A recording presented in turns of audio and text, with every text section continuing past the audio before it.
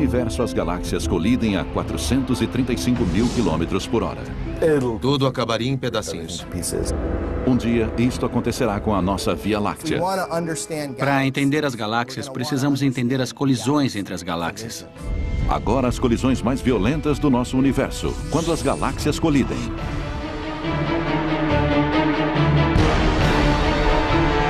Colisões cósmicas. Colisão galáxias. Colisões. Na escala humana, elas são violentas, deixando caos e destruição em seu caminho. Quanto maior a colisão, maiores os estragos. Mas no universo, a dimensão das colisões cresce de maneira inconcebível. Galáxias se chocam umas contra as outras. Buracos negros se fundem numa explosão mortal. Nossa própria galáxia marcha rumo a uma colisão com sua vizinha mais próxima, Andrômeda. Os astrônomos acreditam que essas interações violentas estimularam a evolução do nosso universo. Não foi apenas o curso gradual da evolução que produziu os eventos que vemos hoje e deu forma à natureza do cosmos onde vivemos, mas também as raras e violentas colisões entre duas galáxias, dois buracos negros, duas estrelas. Para algo dar certo no nosso universo, muita coisa tem que dar errado. Como tomarmos conhecimento dessas colisões violentas e o que elas significam para o nosso planeta? A tecnologia nos permite testemunhar a destruição muito além da nossa imaginação e a descobrir a relação desses impactos com nosso universo. Cada tipo de colisão galáctica aprofundou nosso entendimento e mudou nossas suposições sobre o funcionamento do universo. A maior colisão imaginável ocorre entre os maiores corpos do universo, as galáxias. Uma colisão galáctica gera imagens de destruições sem paralelo. Estrelas se chocam, planetas são dizimados, todas as formas de vida são aniquiladas. Mas será que é isto mesmo que acontece quando as galáxias colidem?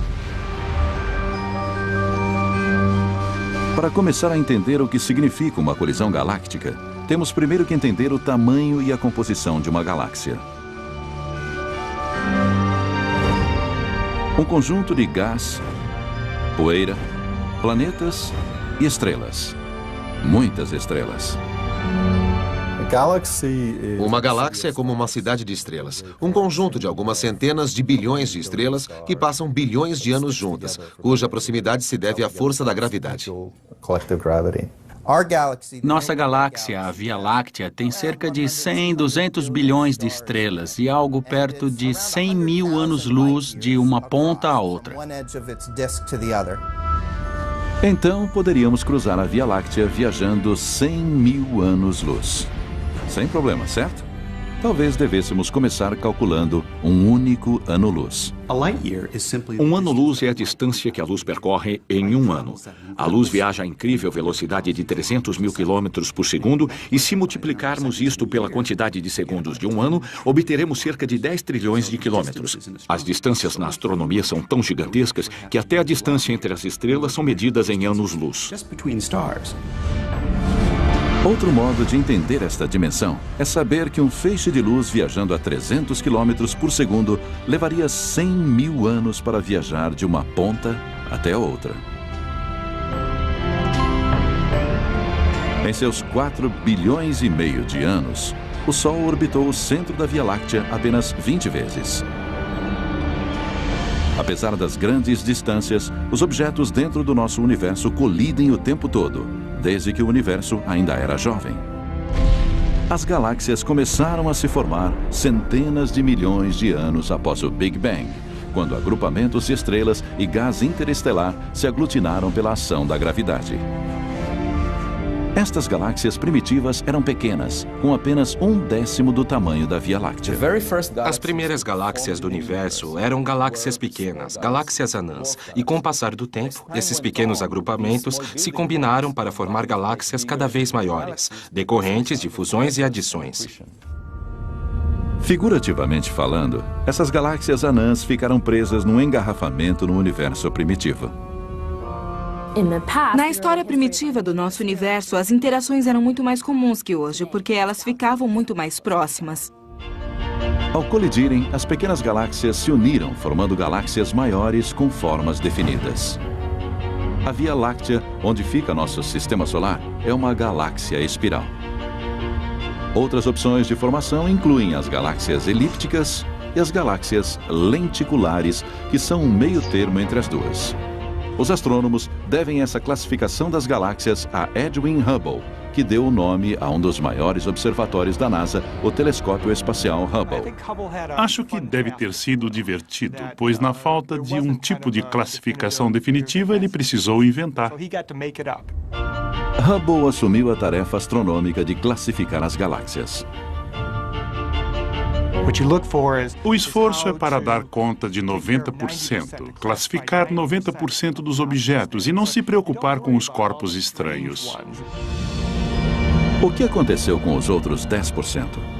Foram classificados como irregulares. Eles deixaram de fora caudas de poeira e galáxias que parecem mais destroços. Durante anos, essas formações peculiares foram deixadas de lado. Mas a questão permanecia. O que poderia ter formado essas galáxias estranhas? E será que isto tem alguma relação com colisões cósmicas? Esta não era a grande questão da sua época. Estávamos apenas começando a entender as galáxias espirais e elípticas. Mas mesmo mais interessado em classificar a maioria das galáxias, ele achava que as galáxias irregulares exigiam mais atenção. Umas 2 décadas depois, quando a maior parte do seu trabalho já estava concluída, as pessoas começaram a estudar as galáxias.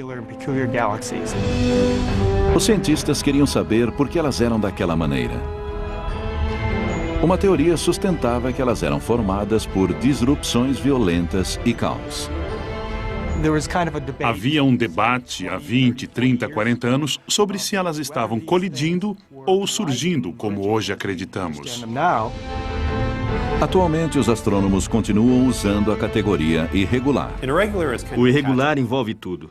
Ele se refere tanto às galáxias pequenas que foram muito afetadas pela formação estelar que abriu buracos em seu gás, tornando sua forma muito irregular. Mas também se refere às galáxias que sofreram colisões. Ele incorpora uma grande variedade de tipos de galáxias. As formas estranhas de algumas galáxias irregulares podem ser explicadas pelo efeito da gravidade numa escala galáctica. Os maiores objetos do universo se uniram por uma colisão direta. As galáxias irregulares são a prova de que estes grandes agrupamentos de estrelas colidem, indícios de que o universo está repleto de destruição e pandemônio. Mas o que acontece dentro das galáxias? Que outros tipos de colisão são possíveis e como podemos vê-los? A seguir, a colisão de estrelas deixa suas marcas em todo o universo. Mas mesmo assim, os astrônomos precisam registrá-las em pleno ato.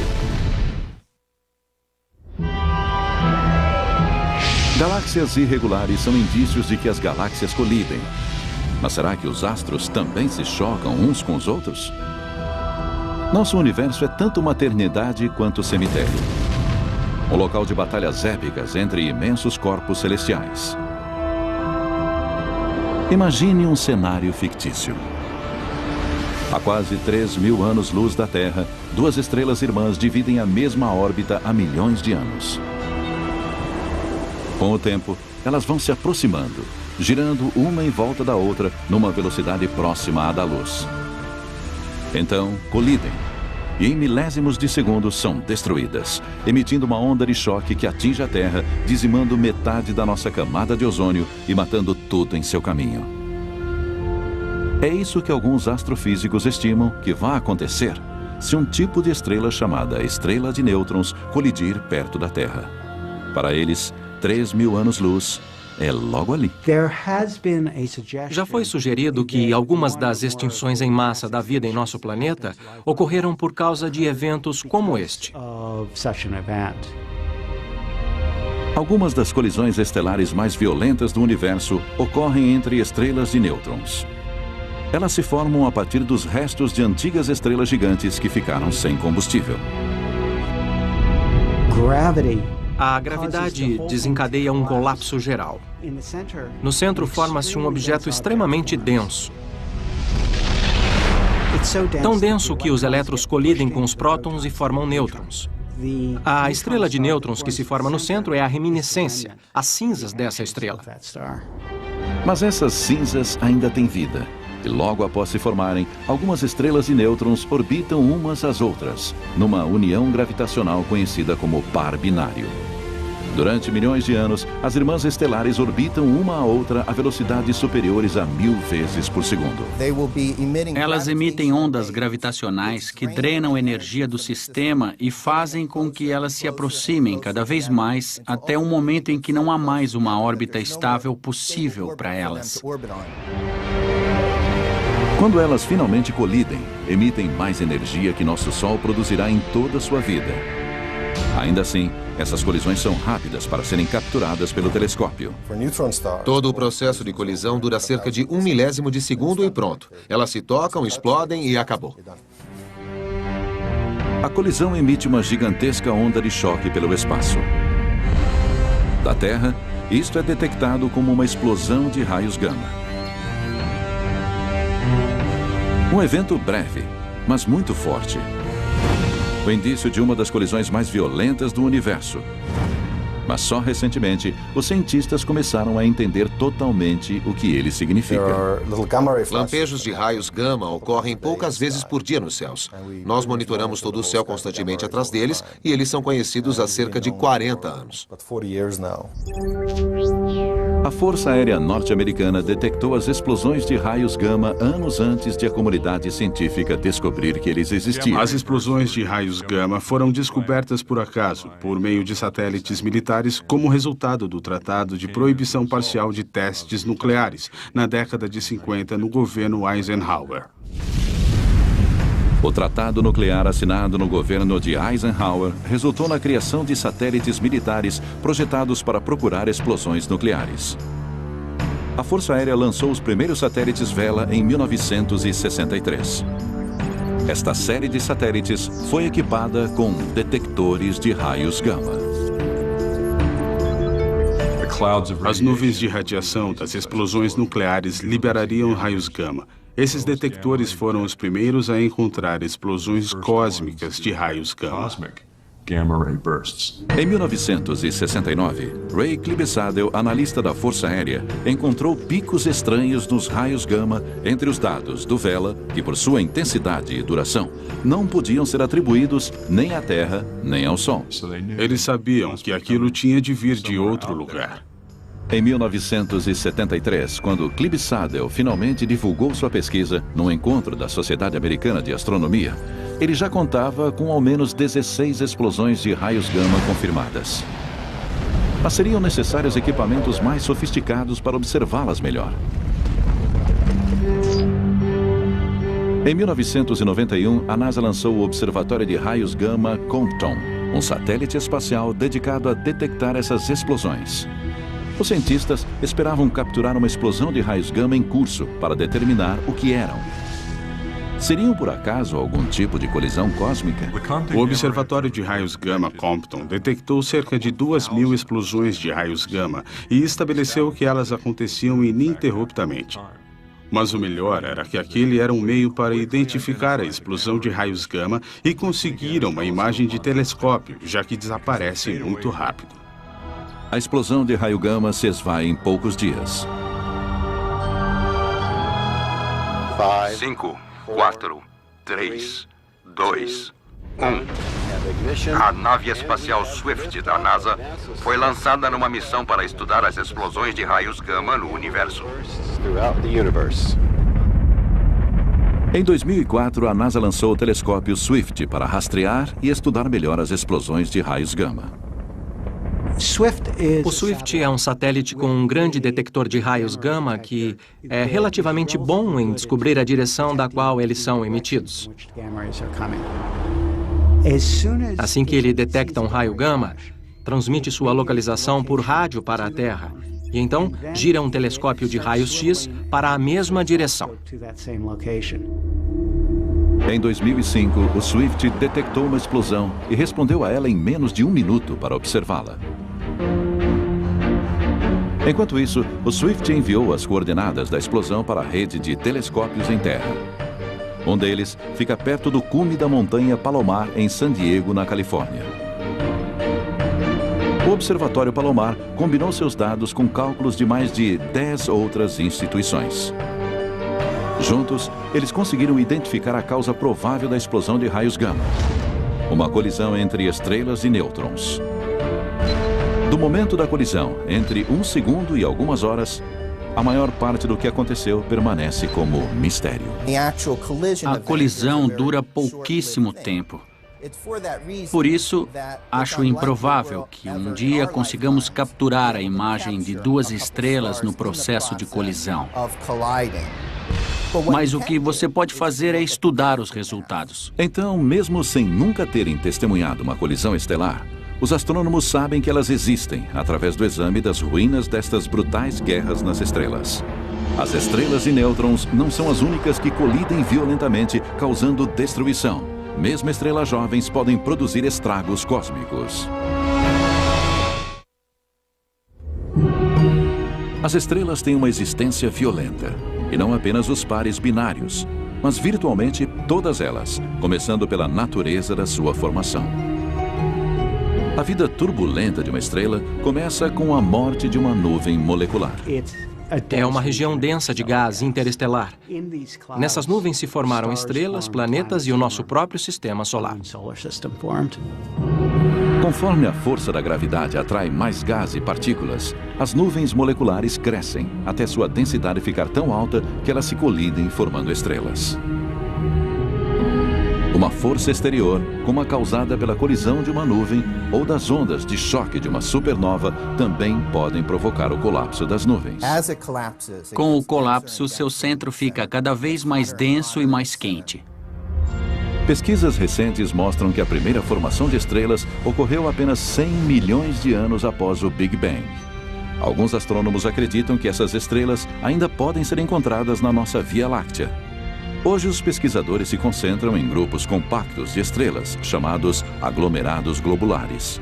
Para eles, os aglomerados globulares são lugares ideais para estudar as colisões estelares. Estes densos conjuntos de estrelas funcionam como um campo de batalha estelar. É como andar na rua em meio a uma multidão. A gente se choca com as pessoas. Quando as estrelas estão em meio a um monte de estrelas, elas se chocam. Como há cerca de 100 bilhões de galáxias no universo e cada uma delas contém cerca de 30 aglomerados globulares, o número de colisões estelares pode ser gigantesco. Se você contar todas as galáxias do universo, as bilhões de galáxias, e verificar quantas regiões de colisões estelares cada uma delas tem, vai ver que o número é imenso. Foi um mistério dentro dos aglomerados globulares que levou os astrônomos a uma de suas maiores descobertas. Estrelas altamente luminosas em aglomerados globulares intrigam os pesquisadores há mais de 40 anos. Elas foram chamadas de retardatárias azuis. A retardatária azul tem características peculiares. Tem esse nome porque difere de outras estrelas com a mesma massa. Ela ainda não alcançou os estágios tardios de evolução, então é retardatária. E é azul por ser mais quente que as outras estrelas de sequência principal do aglomerado. Parecia que as retardatárias azuis haviam encontrado a fonte da juventude estelar. Os cientistas se perguntavam como isto seria possível. O telescópio espacial Hubble da NASA, lançado em 1990, teve um papel essencial na solução deste mistério. A resolução do Hubble é tão fantástica que, se você olhasse de Nova York em direção a Tóquio, conseguiria enxergar 2 vagalumes. Sua resolução é fantástica. O Hubble capturou imagens detalhadas de retardatárias azuis, dando aos cientistas um acesso sem precedentes a seus segredos. Observar aquelas estrelas individualmente permitiu que eles medissem suas propriedades, como sua massa, a velocidade da sua rotação, sua temperatura e coisas desse tipo. Os astrônomos descobriram que a grande massa, a alta velocidade da rotação e as altas temperaturas só poderiam significar uma coisa. Hoje acreditamos que a retardatária azul é o resultado da fusão de duas estrelas, e essas fusões podem ter acontecido através de colisões diretas, duas estrelas que se chocaram ou duas estrelas que estavam no sistema binário e giravam em torno de sua gravidade central. Por exemplo, uma estrela de sequência principal avança em direção à outra a cerca de 800 mil quilômetros por hora. Ela entra na outra estrela, emitindo uma onda de gás e poeira no espaço. Imediatamente, as estrelas começam a inchar e a queimar energia violentamente. Uma estrela pode levar 10 milhões de anos para superar a fusão violenta e se tornar uma retardatária azul. Este foi o primeiro indício de que as estrelas realmente colidiam umas com as outras. E esta é uma das coisas mais fantásticas que as estrelas fazem. Levou décadas para que a ideia das colisões estelares passasse da teoria à realidade. Mas quando se fala em colisões galácticas, o choque de estrelas é apenas a ponta do iceberg. As colisões cósmicas são regra e não exceção no universo e em todos os seus níveis.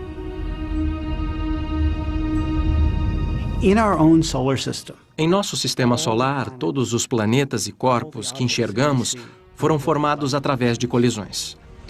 A poeira colide e se transforma em areia, que colide e forma pedrinhas. De pedrinhas para pedregulhos, de rochas para asteroides e de asteroides para planetas. Então, nós mesmos nos originamos das colisões. As galáxias podem ser violentas, palco de mortes, nascimentos e renascimentos. As galáxias colidem, assim como as estrelas dentro das galáxias. Mas há outros objetos que podem se chocar. As colisões cósmicas não estão limitadas a corpos volumosos que se chocam. Às vezes, pode ocorrer uma colisão com jatos de energia, uma energia mortal. Uma radiação letal é emitida por um objeto misterioso supermaciço chamado buraco negro. Um quasar, um feixe luminoso da galáxia Estrela da Morte, segue na direção de uma galáxia vizinha. O que acontece é que esse jato é emitido de um buraco negro e ele acelera, aproximando-se da velocidade da luz. Esse jato atinge uma galáxia que está em seu caminho, destruindo qualquer habitante ou planeta semelhante à Terra dentro da galáxia. Os que estiverem mais perto serão destruídos. Os outros sofrerão danos em sua atmosfera. Estes são verdadeiros sobreviventes de um buraco negro supermaciço. Parece ficção científica, mas é um fato. A sorte da nossa galáxia é que este cataclismo acontecerá no sistema 3C321, que está muito distante de nós, a 1,4 bilhões de anos-luz.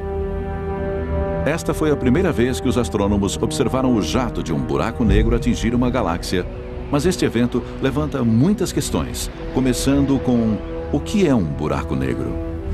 E será que corremos o risco de sermos atingidos por um raio mortal? Os buracos negros não são buracos, mas sim objetos incrivelmente densos e maciços.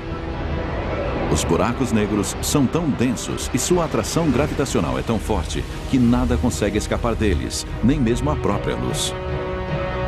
Foram necessárias observações de vários telescópios para conseguirmos uma imagem completa deste fenômeno único. Só unindo as informações que cruzam o espectro eletromagnético que podemos começar a estudar os buracos negros com precisão. Parte desta imagem foi captada por este telescópio, o VLA, Very Large Array, no Novo México. Ele é um radiotelescópio composto por 27 antenas parabólicas, cada uma delas com 230 toneladas. As antenas são dispostas no formato de um Y, e cada braço desse Y tem 20 quilômetros de comprimento. Ele é especialmente adaptado para observar buracos negros, como o que existe em nossa galáxia. Aquela coisa é cerca de 4 milhões de vezes mais maciça que o Sol e produz todo tipo de fenômeno. Mas o gás e a poeira entre nós e o buraco negro escondem tudo isso dos telescópios que precisam de luz. A habilidade do VLA em detectar ondas de rádio permite que ele enxergue através da poeira estelar. Radiotelescópios e telescópios de infravermelho são os únicos instrumentos disponíveis para estudar isso. Assim como o telescópio comum coleta ondas de luz para formar uma imagem, nós coletamos ondas de rádio. Ondas ópticas e de comprimento curto não conseguem enxergar as partes internas dessas regiões, mas o rádio pode. Locais que trabalham com ondas compridas, como este, conseguem examinar as partes internas dessas regiões obscurecidas para as outras faixas de ondas. A maioria das galáxias tem buracos negros maciços em seu centro. Eles podem ter uma massa entre 1 milhão e 1 bilhão de vezes maior que o nosso Sol. Apesar de sua massa, a princípio era impossível ver os buracos negros. Então, como descobrimos que eles existiam? A matéria, quando é sugada pelo buraco negro, lembra a água escoando por um ralo de banheira. Ela é puxada e gira, criando atrito que gera calor e luz. E essa luz se torna tão intensa e energética que acaba produzindo raios X. Foi o desaparecimento de objetos neste ralo que levou os astrônomos do século XVIII a sugerirem a existência de uma estrela invisível. Em 1783, o reverendo John Mitchell delineou a ideia de um horizonte de eventos. Ele mostrou que um corpo muito maciço, com uma radiação pequena suficiente, teria uma velocidade de escape igual à velocidade da luz. Ele prenderia a luz e seria invisível, escuro. Este é o conceito do horizonte de eventos.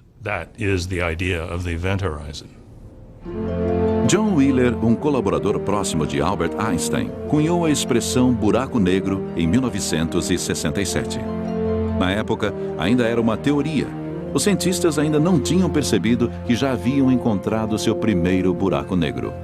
O indício eram os raios-X, uma energia invisível produzida pelos buracos negros. Em 1971, a fonte dos raios-X foi identificada como sendo uma estrela azul maciça e gigantesca. Mais tarde, no mesmo ano, ficamos assombrados ao descobrir que esta estrela óptica tão maciça estava orbitando a fonte dos raios-X numa velocidade muito alta. Isso significava que a massa da fonte dos raios-X era mais que 3 vezes maior que a do nosso Sol. Isso deixou claro que ele era um buraco negro. Possivelmente o maior incentivo para o estudo dos buracos negros veio de outro grande observatório da NASA, o Observatório de Raio-X Chandra. Sempre nos perguntam por que não fazemos astronomia de raio-x em terra, se é mais arriscado, mais caro e mais difícil colocar o telescópio no espaço. Mas a atmosfera da Terra é muito opaca para os raios-x. Ela bloqueia todos os raios-x vindos de estrelas e galáxias distantes. Então, para fazer astronomia de raio-x, temos que ir para o espaço e o Chandra é o melhor telescópio de raio-x que já tivemos. Ele é perfeito para estudar objetos e regiões do universo nas quais as condições violentas e extremas geram os raios-X. Por exemplo, a matéria que cai num buraco negro, estrelas explodindo em supernovas ou a colisão de galáxias. E o Chandra é especificamente adaptado para estudar essa violência cósmica.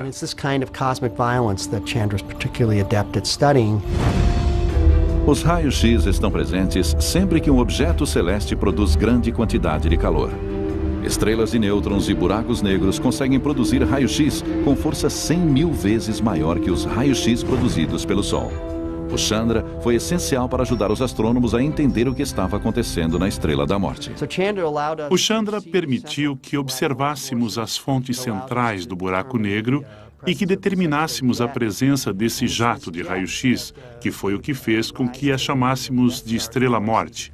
Porque o jato aponta diretamente para a sua galáxia irmã e dá para ver os efeitos daquele feixe de energia e partículas quando ele atinge a galáxia vizinha. Como na maioria das colisões cósmicas, há um lado positivo. Quando o jato da estrela-morte devastar a galáxia vizinha, provavelmente desencadeará uma nova fase de formações de estrelas e planetas. Tudo isso faz parte do ciclo de vida e morte do universo. Buracos negros não são necessariamente essas balas de canhão cósmicas. Eles não estão vagando pelo universo, sugando tudo em seu caminho.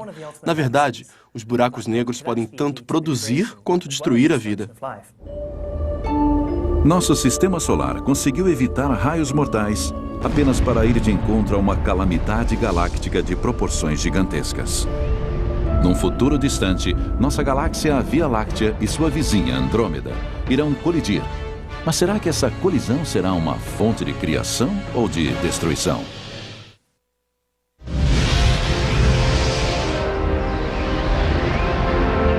O que significa uma colisão galáctica como esta?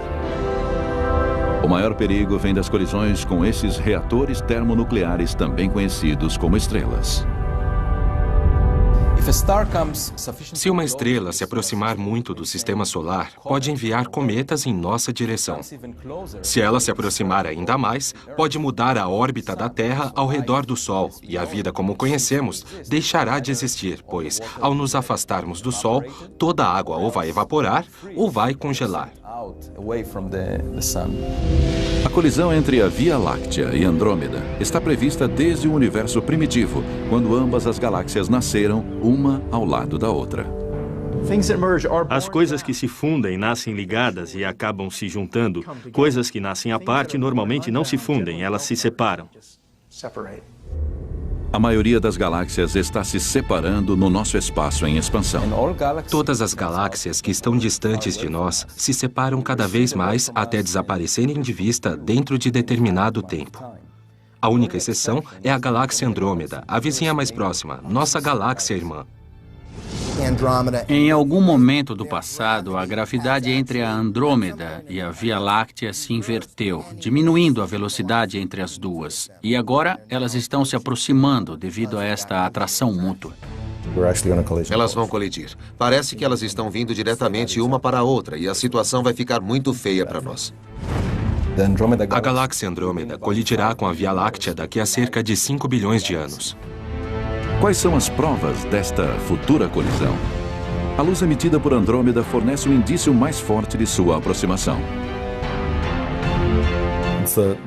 É a mesma coisa que torna os fogos de artifício coloridos. Dependendo da cor, você sabe se ela é produzida pelo ferro, pelo oxigênio, pelo enxofre.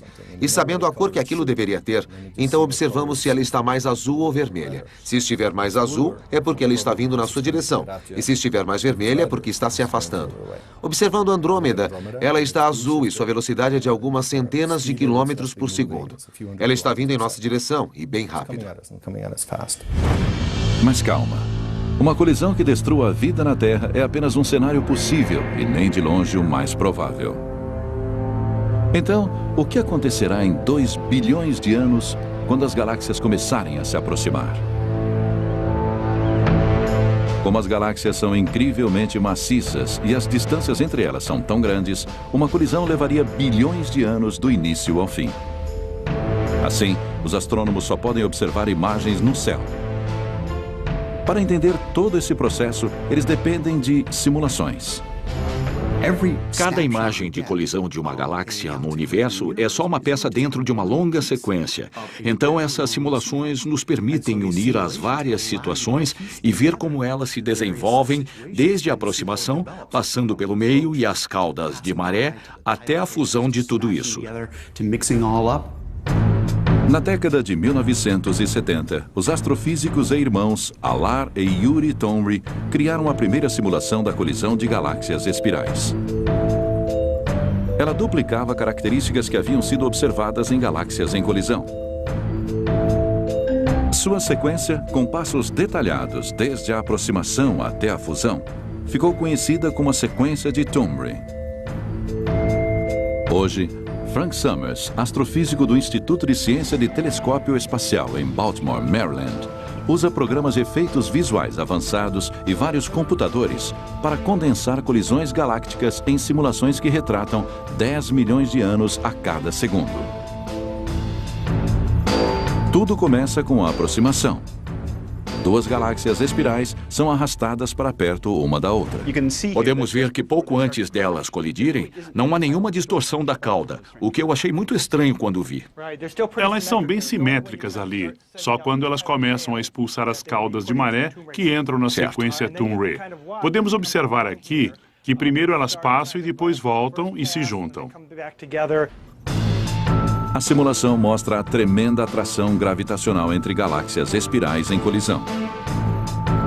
Vastas fileiras de estrelas e gases, conhecidas como caudas de maré, são jogadas no espaço distante. Este estágio dramático pode ser verificado pelas imagens da colisão de galáxias como as galáxias Antennae e o sistema NGC 4676. Astrônomos preveem que a colisão entre a Andrômeda e a Via Láctea terá o mesmo progresso. As caudas de maré, que são basicamente a periferia da Via Láctea, serão separadas. A Via Láctea é uma galáxia esguia, frágil e delicada. E Andrômeda é maior e mais maciça. Então, quando ela passar por nós, seu campo gravitacional vai rasgar a Via Láctea. Mas quando elas se unirem em 2 bilhões de anos, a aproximação parecerá menos como uma colisão e mais como o balanço de um pêndulo, com o impulso fazendo com que elas passem uma pela outra e a gravidade arrastando-as de volta. Elas continuarão se movendo por causa do impulso e, ao se afastarem, tanto a Andrômeda quanto a Via Láctea vão desacelerar devido à atração gravitacional entre elas. Sua velocidade vai diminuir até que elas voltem e passem novamente uma pela outra. Daqui a 4 bilhões e meio de anos, as galáxias voltarão a se encontrar e desta vez será uma colisão direta. Essas belas estruturas, 2 galáxias espirais, provavelmente serão totalmente destruídas. Elas se tornarão longas caudas de maré e, quando se chocarem, desequilibrando as órbitas de todas as estrelas, teremos uma forma mais elíptica no centro e longas caudas de maré que predominarão por bilhões de anos. A colisão se tornará uma fusão. As partes centrais estão se fundindo e agora temos uma única galáxia no centro. As caudas de maré vão se diluir e cerca de 500 milhões de anos depois veremos uma única galáxia. Podemos ver como elas se fundem e agora temos só um centro. Aqui há caudas de maré, mas elas tendem a desaparecer com o tempo. E se avançarmos um pouco, teremos apenas um objeto fragmentado que lembra muito uma galáxia elíptica. Os astrônomos especulam se as galáxias elípticas do universo são o produto de colisões como esta. Mas o que de fato acontece no interior das galáxias enquanto elas sofrem este processo violento e o que isto significaria para o nosso planeta durante o cataclismo? As imagens de galáxias colidindo são etéreas. As caudas de maré se estendem como teias de aranha. Os centros galácticos orbitam um o outro, atraindo-se mutuamente. Mas será que estas belas imagens disfarçam uma grande destruição? Estrelas se chocando umas com as outras, planetas destroçados, luas pulverizadas em poeira espacial. Uma das coisas mais legais das colisões galácticas é que as imensas galáxias se chocam, mas não as estrelas. Temos uma estrela aqui e outra estrela ali, e a distância entre elas é milhões de vezes maior que seu diâmetro. E durante a colisão galáctica, quais são as chances de a Terra ser esmagada? Segundo os astrônomos, muito pequenas. Toda estrela tem algo parecido com um sistema solar em volta. E mesmo o espaço entre elas é muito, muito grande. Tanto que mesmo a probabilidade de um planeta colidir com outro é baixíssima. Mas isto não significa que a Terra esteja totalmente livre do perigo. Há uma chance de cerca de 10% de a Terra ser expelida com o Sol e o Sistema Solar numa dessas caudas de maré. E seríamos mandados para muito longe, a ponto de ter uma visão aérea da nossa galáxia. Então, a maior implicação para nós seria a mudança da órbita do nosso Sol durante a colisão. Estrelas e planetas podem passar uns pelos outros sem incidentes, mas não o gás. Uma colisão galáctica se refere principalmente aos gases. Tanto Andrômeda quanto a Via Láctea têm uma grande quantidade de gás, e todo ele vai se chocar, e isto vai formar imediatamente um monte de estrelas. Provavelmente teremos, eu diria, umas 10 bilhões de estrelas novas, sem demora. Isso é o que chamamos de surto de formação de estrelas. E esta formação feroz de estrelas parece ser um indicador da interação entre as galáxias. Se estivéssemos num planeta dentro de uma dessas galáxias, o céu noturno seria muito impressionante durante este processo. Seria como fogos de artifício, com um monte de estrelas maciças nascendo. Não seria perigoso, a menos que se estivesse numa região onde as estrelas estivessem surgindo. Mas quando as galáxias se combinarem em uma única galáxia elíptica, a velocidade da formação de estrelas irá diminuir. Saímos de uma galáxia comum, batemos numa outra galáxia, há uma gigantesca formação de estrelas, um surto incrível. Mas depois, num período relativamente curto, o gás cessa, os fogos de artifício param e a galáxia volta a seguir seu caminho. A fusão da Via Láctea com Andrômeda, que em inglês já foi apelidada de Milcômeda por alguns astrônomos, também sofrerá a fusão de seus densos centros, cada um com seu buraco negro. O buraco negro supermaciço de uma galáxia encontra o buraco negro supermaciço de outra galáxia. E eles se juntam, tornam-se um par, a órbita encolhe, eles se fundem e temos um buraco negro supermaciço ainda maior. Este é um processo violento e, durante ele, o gás pode alimentar o buraco negro e produzir um quasar muito brilhante.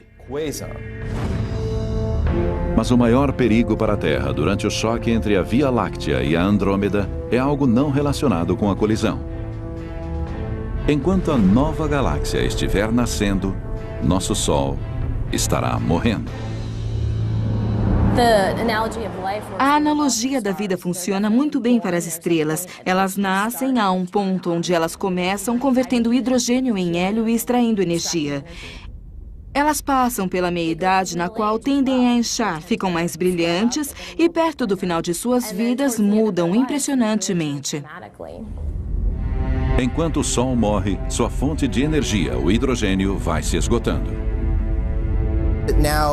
Ele se tornará uma estrela vermelha gigante. Seu tamanho se estenderá até onde está a órbita atual da Terra, ou seja, seu brilho se estenderá por 150 ou 160 milhões de quilômetros. Isso não é bom para a vida na Terra.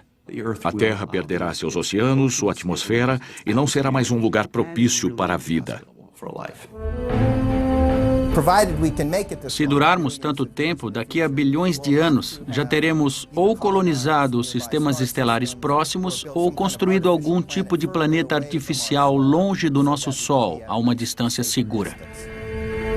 Embora pareça que nossa galáxia possa se tornar um local sem vida, os astrônomos preveem que as condições na nova galáxia serão propícias para a vida. Haverá cerca de 1 trilhão de estrelas na nova galáxia e elas terão planetas. Mesmo que apenas uma pequena fração desses planetas seja habitável, os números são tão altos que, com estimativas bem conservadoras, espera-se que haja vida em algum lugar, senão em diversos lugares nesta nova galáxia.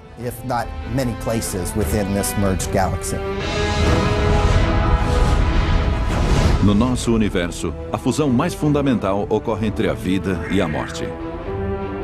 A grande quantidade de colisões entre estrelas, buracos negros e mesmo galáxias representa o mais violento dos eventos que traz consigo o renascimento. Versão brasileira DPN Santos.